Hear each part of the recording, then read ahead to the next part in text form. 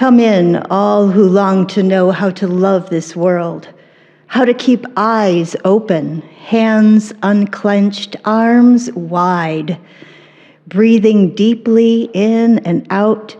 This is a time to practice because there is still so much good and beauty and joy. But it can be hard to keep telling this tale with all the news and the wind and the rain and the trembling earth. Who wants to love this life anyway? Come in, all who teeter on this edge of cynicism, brokenhearted and trying still to remember laughter and kindness and the chance to be alive in these days when so much is at stake. In this place, we remind each other why we persist, giving each other courage to take this path that is not always easy, to keep practicing this love that cannot, will not let us go, and still calls us on. Come, let us worship together. Good morning. Good morning. Welcome to the Unitarian Universalist Church of Amherst. I'm Reverend Michelle Buhait, the minister of this congregation. My pronouns, which I offer to create a truly inclusive and brave space for all to live into the fullness of their identities, are she and her. We are so glad to have you in this service, whether that is here in our building, live streaming online, or perhaps watching later on YouTube. Together, we create a multi-generational, beloved worshiping community. Just a reminder that in our efforts to be as fully inclusive as possible and to care for one another, masks must be worn while you're in the building unless you are speaking from the pulpit. Throughout the month of December, we will share the offering with Buffalo United for Afghan Evacuees, a community coalition that includes Jericho Road, Journey's End, Catholic Charities, Jewish Family Services, and the International Institute of Buffalo. So you can participate by writing checks or with cash. There's a station at the back of the chapel with a red box in it with envelopes where you can put cash in and designate for United. That's the key word. And you can also write a check, which you would make out to UU Amherst and put United in the memo line. And there are instructions at that station because everything I've just said went whoo. So don't worry about it. There is information for you to be able to participate. And this is all month, including our traditional Christmas Eve offering. Good morning. I'm Angela Warren, the Director of Faith Development for this congregation. And today we're doing a third iteration of our wreath-making activity for all ages, and it's all set up in the Emerson room. I have a few people signed up, but there's still space for a few more. So if after service you'd like to participate, just join us in the Emerson room, and I'll give some instructions. And I don't know if we said that we're doing the month-long donations are in conjunction with the Unitarian Universalist Church of Buffalo. So we're joining together for this cause. We begin our time together by lighting the chalice, the symbol of Unitarian Universalism. Our chalice lighting words this morning come from Carl G. Seberg. Let there be joy in our coming together this morning. Let there be truth heard in the words we speak and the songs we sing. Let there be help and healing for our disharmony and despair. Let there be silence for the voice within us and beyond us. Let there be joy in our coming together. It's been said that Unitarian Universalism is the religion that puts its faith in you, trusting each individual to engage in a spiritual journey and to reach our own conclusions about spiritual matters. We do that in beloved community as we support one another in faith and in friendship. And in that spirit, this congregation has created a covenant, a sacred promise of how we will strive to be with one another. Please join me in speaking our covenant. Together, we promise to gather in compassionate community to celebrate diversity of thought and unity of spirit, and to seek wholeness for ourselves, our children, and our world. As we gather, we acknowledge that our church is built on occupied land that once belonged to the First Nations people of this region, the Haudenosaunee, and the people known as the Neutrals before them. May we be good stewards of the land and courageously cultivate community with all living things.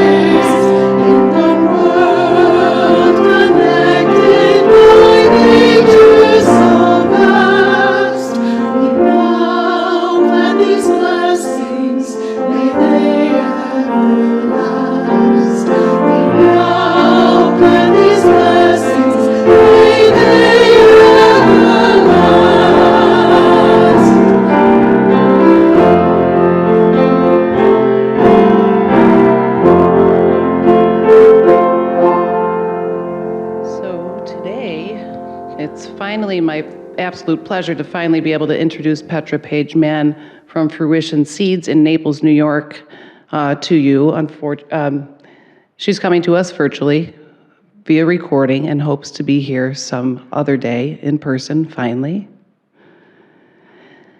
Petra and her partner, Michael, started Fruition Seeds in 2012. The seed company is by intention open-pollinated organic seed, which means that the plants and seeds are grown with safe practices, free from chemicals and other human interference. Farming this way encourages the plants and seeds to be their best selves, providing beauty and nourishment far beyond the industrial practice of morphing crops into monocultures that depend on chemicals and human interference. Petra, Michael, and their growing group of seed producers work together to ensure the longevity of plant varieties that have been traditionally grown in the Finger Lakes region and other northern climates. In effect, they grow responsible plants who are or end up being indigenous to place. Place is important to plants, even as much or more as it is to people. The efforts of Petra and other farmers like she and Michael to ensure biodiversity of our food systems are relevant in so many ways. We welcome Petra virtually today as she shares a version of the creation story with us, Tikkun Olam in the Orchard, as our time for all ages. There was darkness, deep and holy darkness. And then this world, the world of 1,000,000 things, including apples, emerged. And it emerged from this deep darkness as a great ray of light. And then, as things happen, there was an accident. And the vessels of the light of this world, the wholeness of the world, broke, casting light, shattering into 1,000,000 fragments. And it fell into all events, all people, all places, oak trees, salamander stones, apples too, and you. And some people believe that the entire human race is a response to this accident. That we are all born with the capacity to find that hidden light in everything, to lift it up, to make it visible, once again, to restore the innate wholeness of the world. And friends, this is a collective task. Yes, we all play our individual roles, but we all have a role to play and a responsibility. All people that have been, all people that are alive now, and all who will ever be. We are all healers of this world, and it's not about healing the world by making a huge difference, by making the biggest impact. This is about healing the world that touches you and that you are touched by. Every little bite at a time.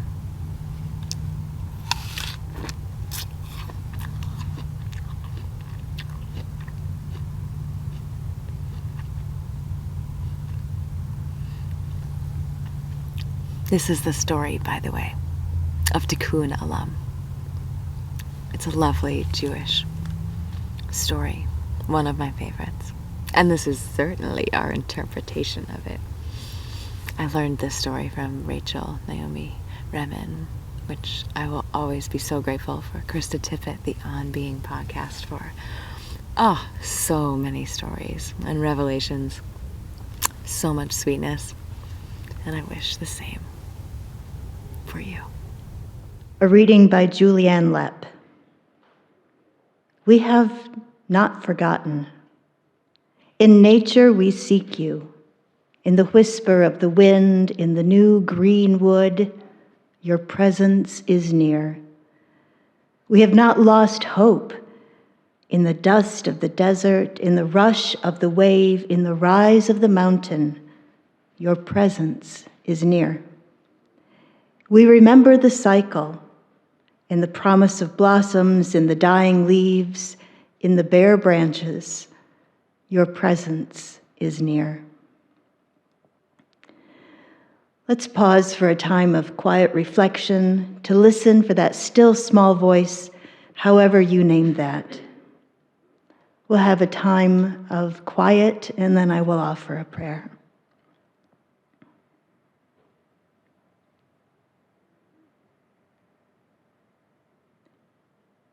Spirit of community, of life and love, in which we share and find strength and common purpose, we turn our minds and hearts toward one another, seeking to bring into our circle of concern all who need our love and support. Those who are ill, those who are in pain, either in body or in spirit, those who are lonely or grieving, those who have been wronged.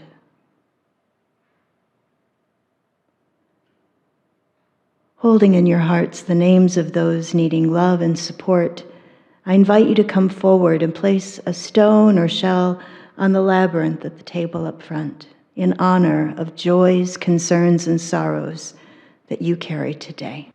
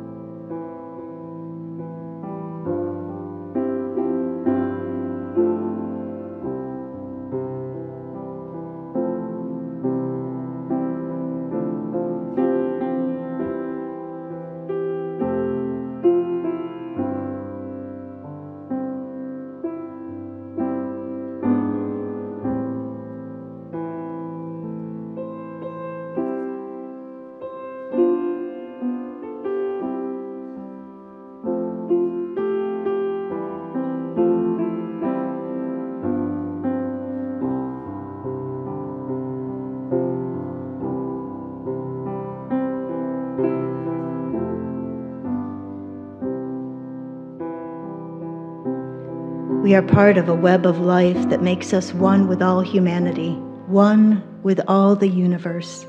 We are grateful for the miracle of consciousness that we share, the consciousness that gives us the power to remember, to love, and to care.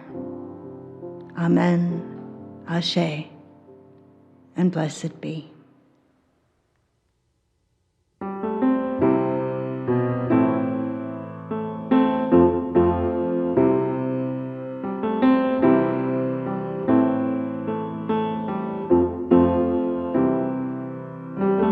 Breathe in, breathe out, breathe in, breathe out, breathe in, breathe out, breathe in, breathe out. When I breathe in, I'll breathe in peace. When I breathe out, I'll breathe out love. When I breathe in, I'll breathe in peace.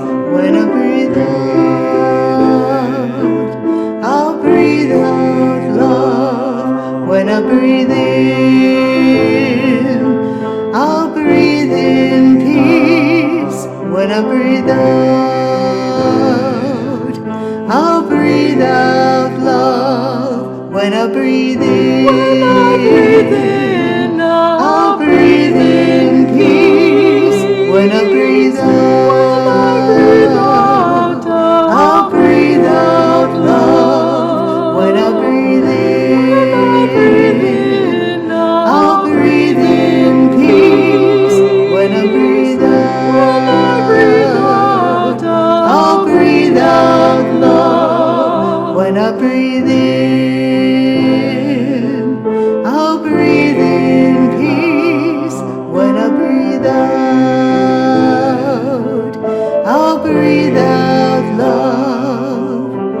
Breathe in, breathe out, breathe in, breathe out, breathe in, breathe out, breathe in, breathe out.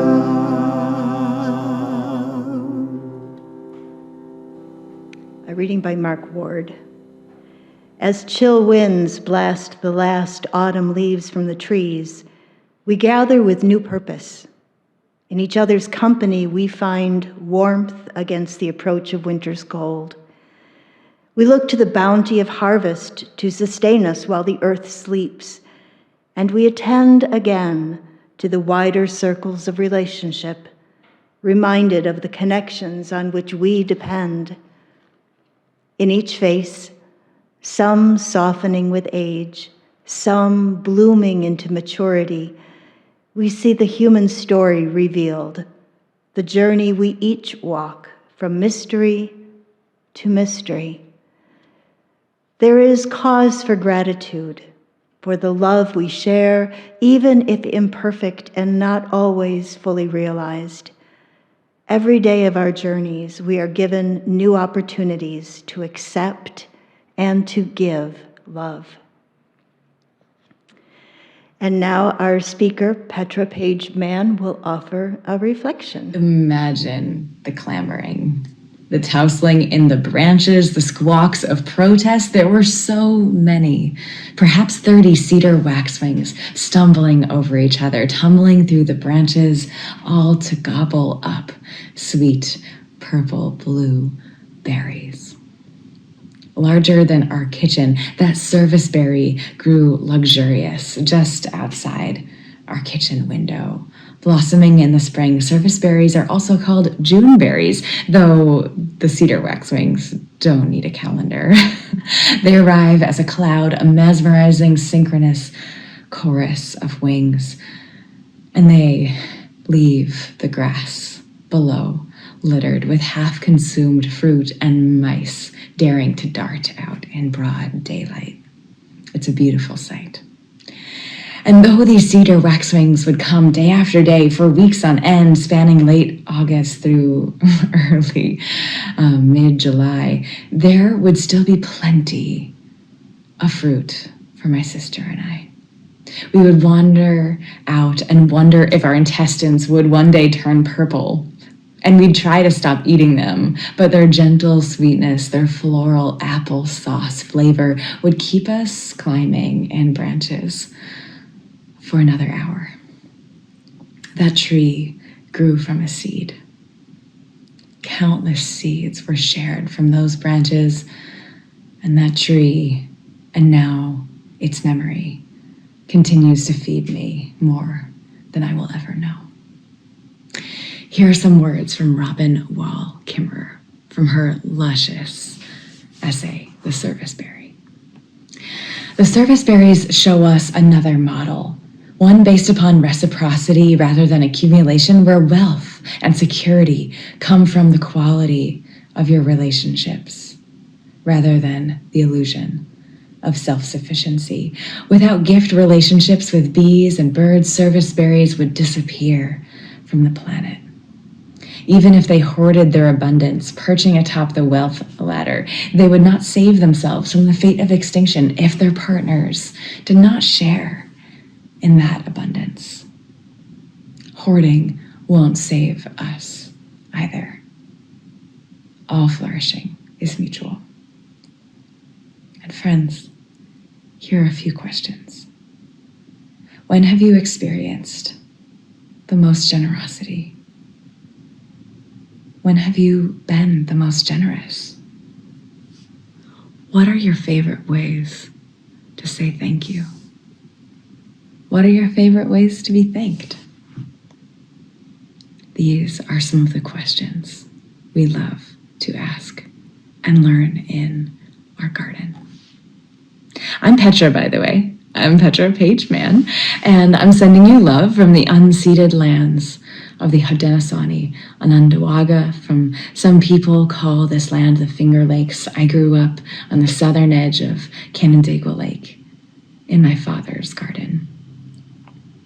If you had asked me as a little girl what I loved to do, I never would have told you gardening, and I never would have told you seed saving, and I never would have told you brushing my teeth and tying my shoes. These were just things that we took for granted in my home.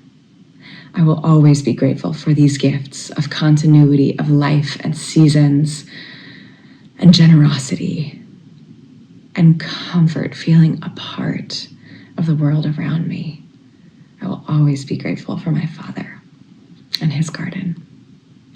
And after a decade of not living here in Naples and working on other people's farms deeply in the organic seed world, I returned to Naples to found Fruition Seeds in 2011.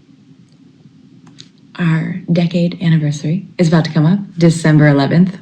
Happy birthday to all of us. May we all come to fruition one day. This is your cordial invitation.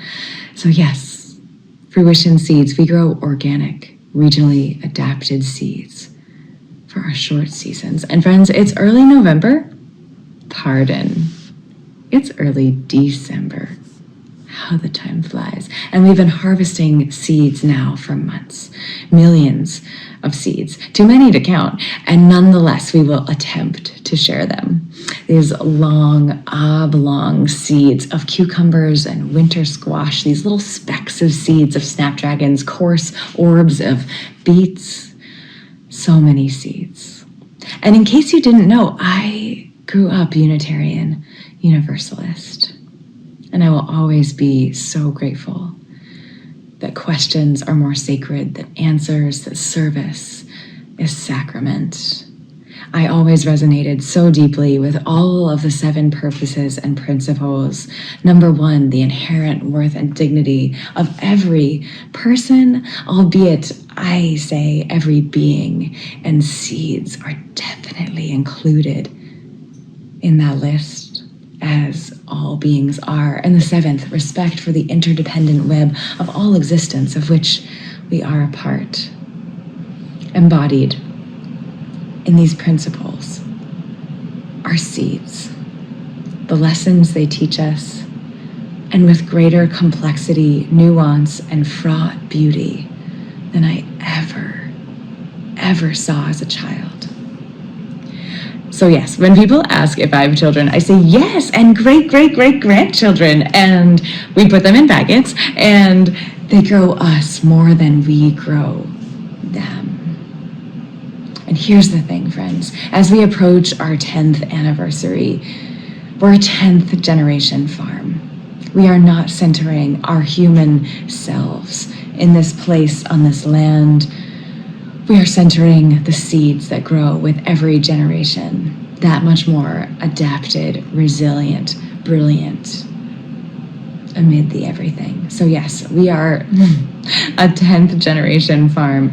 We have 20 acres. There are 12 of us full-time in order fulfillment, growing in the fields, community care, germination testing. And my relationship, friends, with these seeds have profoundly changed across the years. I started 10 years ago, Fruition Seeds, thinking that the love that I have for the world, how better to share that than the love I have for seeds and sharing them with that world that I love. And as I unlearn the systems, the constructs that we participate in, actively benefit from, and perpetuate these systems of whiteness and patriarchal Homo sapiens supremacy, it brings me into deeper gratitude with these 400 million year old beings, plants and their seeds. And I know deeply, more and more each day, that these seeds grow us more than we grow them. And I'd love to share with you this little tasty bite as well. At Fruition, we grow organic seeds, we cultivate new varieties, also heirloom varieties. And let's talk about heirlooms. So heirlooms are history, right? And history happened, but history is happening. We're making history right now, friends. And yes, in that same spirit, just imagine for a moment, perhaps your great-grandfather created, for example, a cedar chest. And that cedar chest hasn't always existed. There was a day that he had the idea. And then there was an idea that maybe today's the day that I start it. And he started it. And then he made it.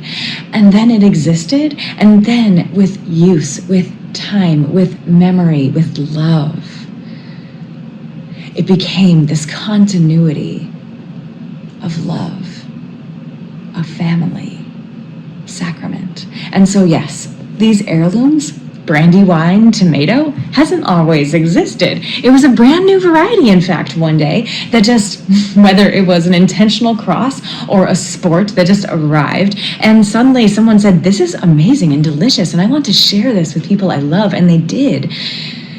And now, all these generations later, we know them as beloved heirlooms.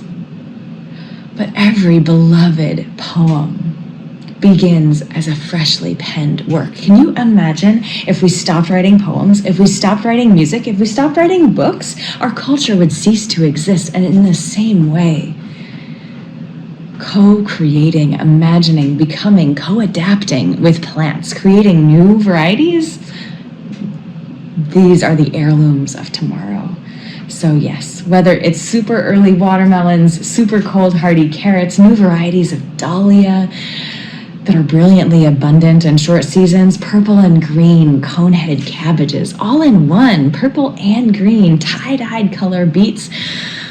These are all co-creations that we love playing with in our gardens and sharing these seeds with you, creating the heirlooms of tomorrow.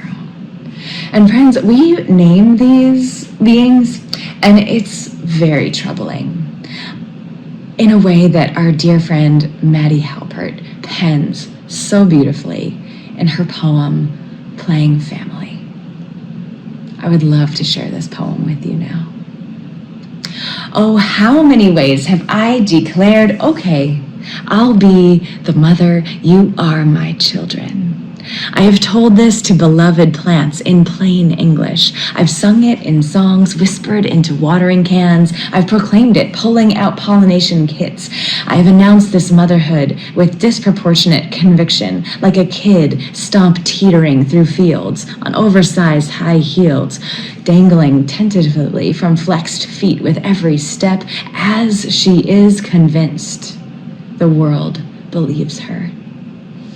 Meanwhile, wind rustling, the plants shake their leaves with loving laughter as if to say, how precious, how adorable is our little sister.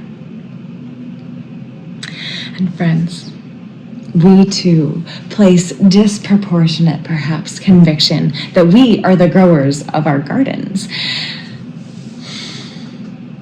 And so many of us simply go by seed. Let's talk. From 10,000 years ago to a century ago, to be a farmer, a gardener was synonymous with being a seed saver, in turn synonymous with being a plant breeder. Keen observation and thoughtful selection and appreciation for diversity across millennia have surrounded us entirely with the agricultural diversity we now rely on every day. Did you eat today? Will you eat again today? These are the gifts, in no small way, of 10,000 years of brilliant, indigenous, plant-human co-adaptation.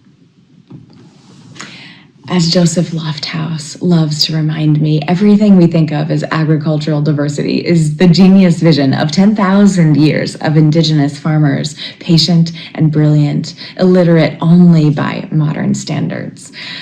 What are we illiterate to now is a question because countless generations and entire cultures were plant breeders before DNA was even described. Indeed, modernity has thoroughly robbed human interest from our food system. And we've all heard the statistics. Over 80, now over 90% is the most recent projection. I agree. 80%, 90%, you name it, the vast majority of agricultural diversity that existed a century ago has gone extinct. The Industrial Revolution has kicked us out of our own Eden. And there's good news, there is bad. First, the good news. Even if we never sow a single seed, everything we eat becomes the statistics and funds that nourish the next generation of seed growers, of plant breeders. Every dish we prepare, every dollar we've spent either reinforces industrial or human scales. And this is only bad news if we don't activate and choose human scale models to nourish. Our dear friend, fellow farmer here in the Finger Lakes, loves to ask Klaus Martens. Imagine him saying, if you ask the wrong question, you get the wrong answer. For example, in the garden, you could ask, how do I get rid of these weeds? And you might reach for your hoe. You might reach for the Roundup. There are lots of ways to approach getting rid of your weeds. And many of them are organic. But here is another approach, another way we might frame a similar but very different question. Instead of how do I get rid of these weeds, let's ask, how did these weeds become so abundant here? Isn't that a different question? So yes, let's ask questions. When we do Q&As with Fruition Seeds, we don't do Q&As, we do in Q and Qs because we are not here to share answers. We are here to dig into deeper questions, and good questions just beget deeper questions. We certainly feel we know less now than we did a decade ago when we founded Fruition Seeds. And of course, we know so much more, and we know we have so much more to learn. And so I would love to share with you this little notion of construct and character before we weave it back around to our gardens. As I see so many conversations about race, equity, about gender, all kinds of things in our capitalist, colonized world, it's so helpful to recognize and make distinctions between construct and character as we see and orient ourselves in our world. So construct. Construct is not who we are, it's the water we swim in. Constructs are systems. They're ideas, they're fictions with tangible, material, mortal consequences that we learn, that we normalize, that we've been socialized to protect, as well as not to see that we benefit from, i.e. whiteness, white body supremacy, especially if we are white, cisgendered, if we are heterosexual, if we are male. Patriarchy, capitalism, white body supremacy, neoliberalism are all constructs. They are not our character. Charles Baudelaire says, the loveliest trick of the devil is to persuade you that he doesn't exist. And that is the brilliant part of constructs, because we identify so deeply with those things without even realizing these things, that these constructs do everything they can to parade as our character, because our character is very different and we must defend, protect, embolden very differently. So yes, what is our character? Our character is our deepest selves, deeper than our names, our language, our culture, deeper than our lineage, deeper than our concept, any concept of what character may be. And no matter, our character is also our transcendent capacity to grow, to heal, to iterate, and give life. No matter the water we swim in, this is our inherent worth and dignity that keeps us connected, interconnected among this web of all existence. It is our innate, ineffable splendidness as living, breathing miracles of existence. So yes, when we conflate character and construct, Proud Boys happen. Monsanto happens. All kinds of things happen in their wake.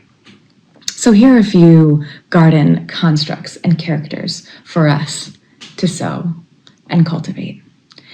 There is this garden construct that we can buy seeds. We exist in a neoliberal market, and character might say seeds are living, breathing beings with their own agency, like sun, like water, like sky. They cannot be owned. They cannot be sold. Another construct character for the garden. Gardening is where I go to escape the news, the bad news, the struggles of the world. And character might suggest gardening reminds us that everything is interconnected and all flourishing is mutual, that nothing is apolitical, that every seed, every action, every breath, each of us matters. Another construct, I didn't trellis my tomatoes right. Character might say there are as many ways to garden as there are gardeners, and we're all here learning, and Martha Stewart has one way. Elliot Coleman has another way. Petra has another way. Learn from them all, but there's no right and there's no wrong. Our final garden construct character exploration for the morning. Kale is a superfood. I should grow kale. Grow what you love, says the character.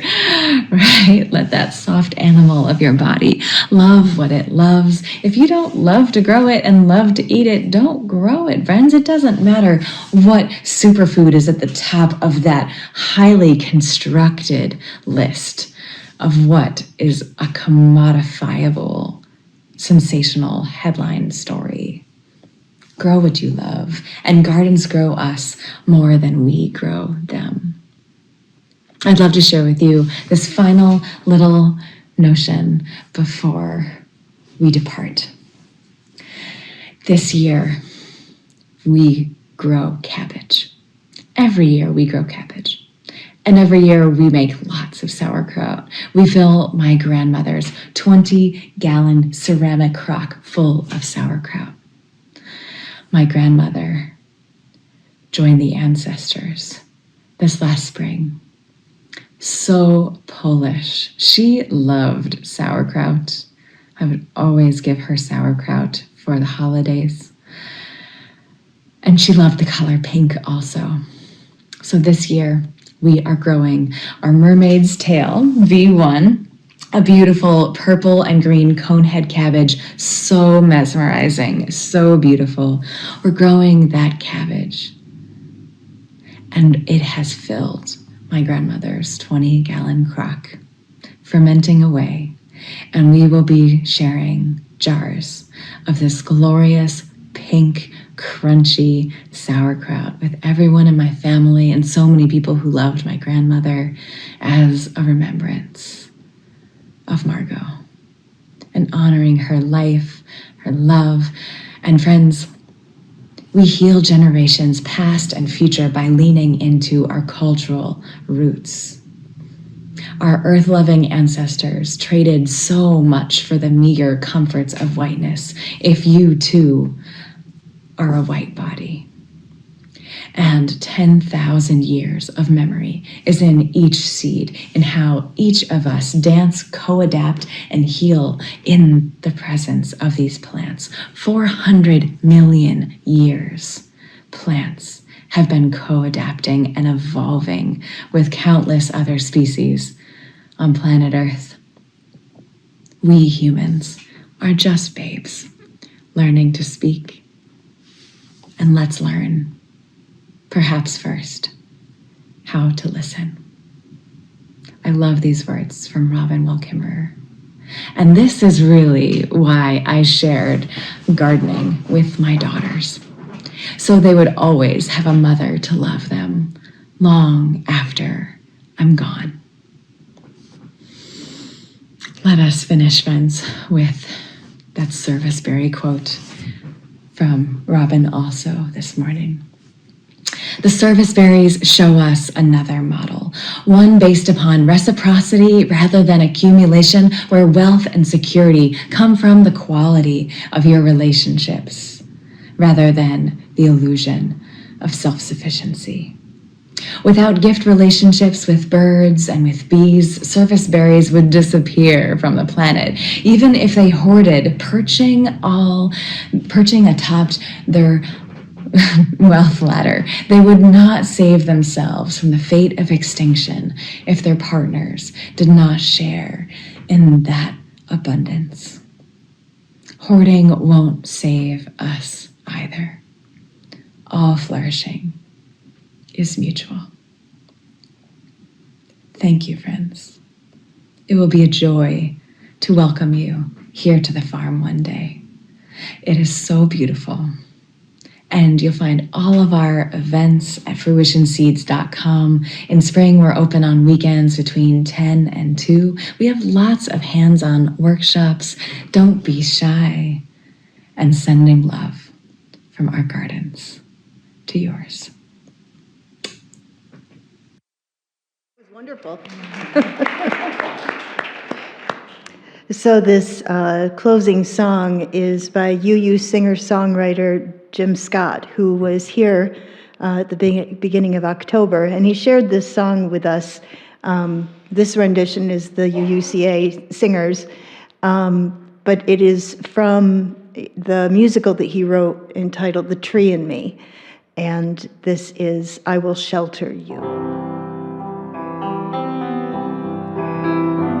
I will follow you with solid migrating clouds that fly with the wind, nearly calling aloud, and through the watchful night that embraces where you are.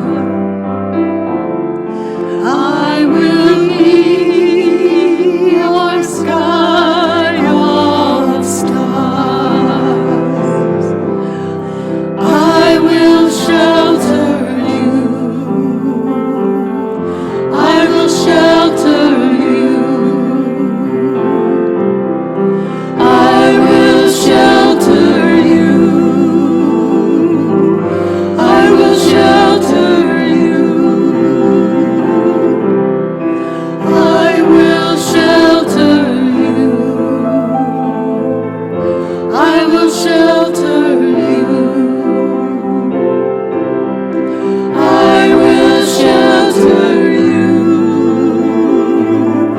I will shelter you. I will shelter you, my friend. I will shelter you.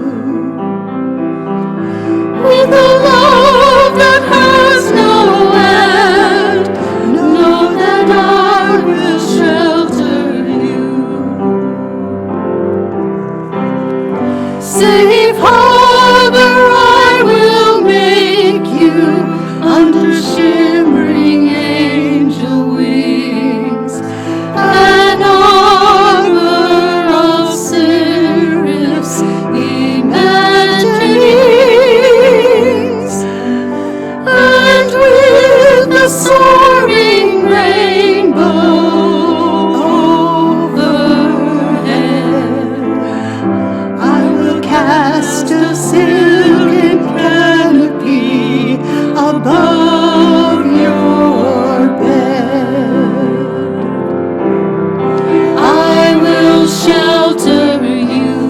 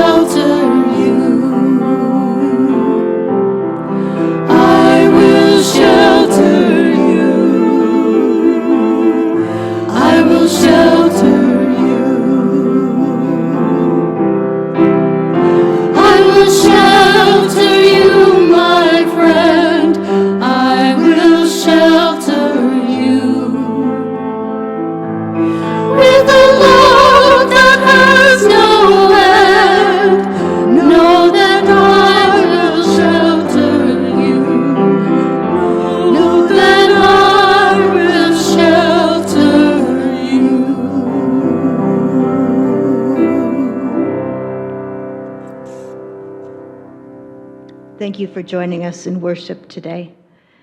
I hope you have been inspired and uplifted by sharing this time together. We look forward to having Petra with us in person when we are able to move forward with the Living Green Expo. You can support the work and mission of this congregation by leaving a financial gift in one of the offering baskets at the back of the chapel, and you'll find envelopes for the designated Share the Plate giving in the red box, also at the back of the chapel. Please join me as we extinguish our chalice with these familiar words. We extinguish this flame, but not the light of truth, the warmth of community, or the fire of commitment. These we carry in our hearts until we are together again. We do not have much time to gladden the hearts of those who walk this way with us, so be swift to love and make haste to be kind. Go in peace.